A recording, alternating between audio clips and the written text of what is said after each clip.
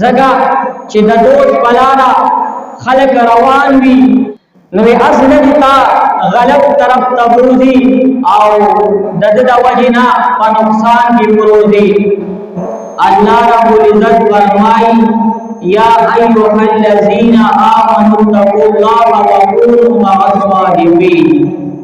وی اے مومنان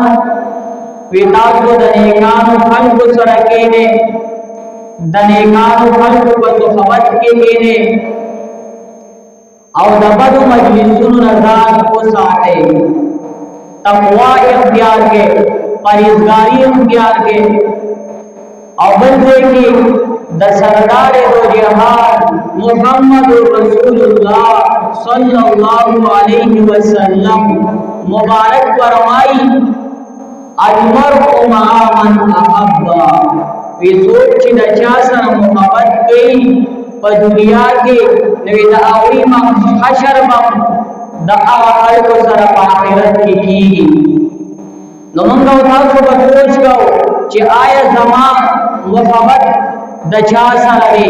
زما محبت د پاکو خلکو سره دی د بزرګانو سره دی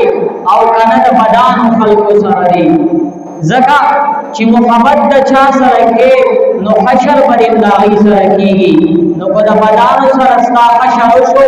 نو هغه بیا انجام غلط وي او د جهنم لایق به جوړ شي او د نیکانو خلکو سره کېناستې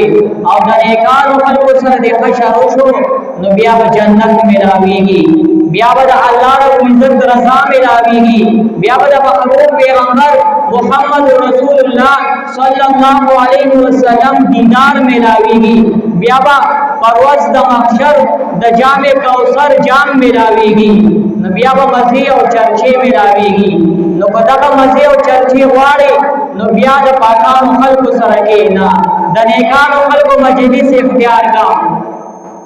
حضرت ابو هريره رضی اللہ عنہ روایت دے کہ سردار دو جہان محمد رسول اللہ صلی اللہ علیہ وسلم فرمائی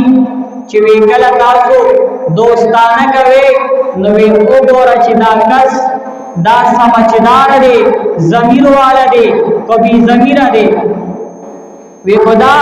سمجھدار انسان وی اوخیار کس وی نیک عمل وی نوی دت سره دوستانه وکا